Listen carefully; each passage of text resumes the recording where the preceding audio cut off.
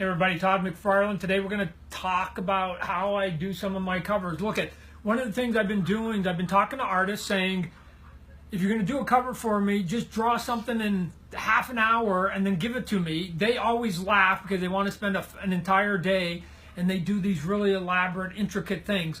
So just to prove my point, here's what I've done to a couple of them, and I'm doing it again right now. So come over here. There's a great artist. His name is Philip Tan. And Philip Tan, he's done some Batman stuff, did some Spawn stuff. He's going to do a couple covers for him. So he was just basically doing these thumbnails. And the reason they're thumbnails is because they're about as big as a thumb, right? So this is maybe at best 8.5 by 11.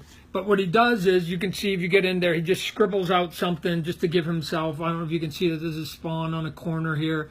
This looks like this is Spawn casting some kind of spell.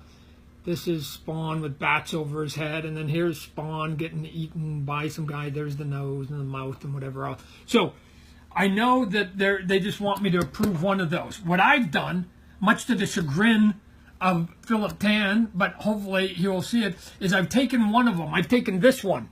I think it's kind of cool. The guy Spawn getting eaten by the giant mouth, blah, blah, blah, blah, blah. I don't need much more than that. And if some of you are listening to me, you can go, Todd, I can draw that. I could be a comic book artist.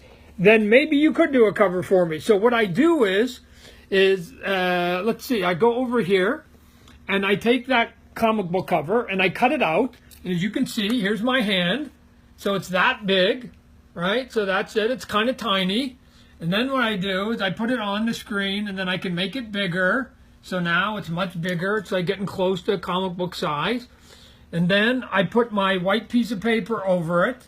And it's like tracing paper, and I sort of bring it down.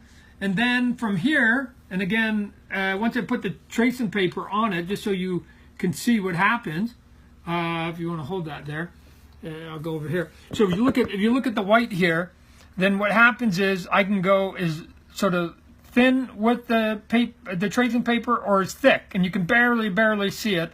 But we'll put it right about there. And then what I do is I come over here and I go to the third layer, which is my inks, and then as you can see, I start to ink it. Now, so I've already begun this, right? And so even though it looks like maybe chicken scratch to you guys here, especially as you get in close, it just looks like it's a bunch of garbage lines, whatever else, I can see it. I can see his Spawn's face, I can see his hand, I can see this is his forearm, here's his other hand trying to get out, this is the bottom lip, this is the top lip here, whatever else. So I go, this is plenty of information.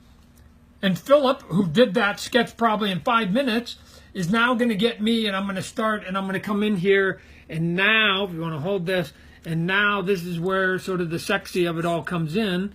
If you want to show over here, I get my inking, and I start building on it. So you start getting your thick lines, and then you start doing some of your feathering that comes in here a little bit smaller. You put some of these wrinkled lines in here. You maybe make it a little bit thick to thin, thick to thin, thick to thin up in here so that you get some kind of texture. Sometimes you come in here with a bit of a shadow.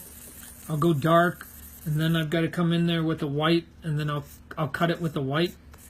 And eventually, over time, I'm going to get there. The point of today is that I don't need that much information.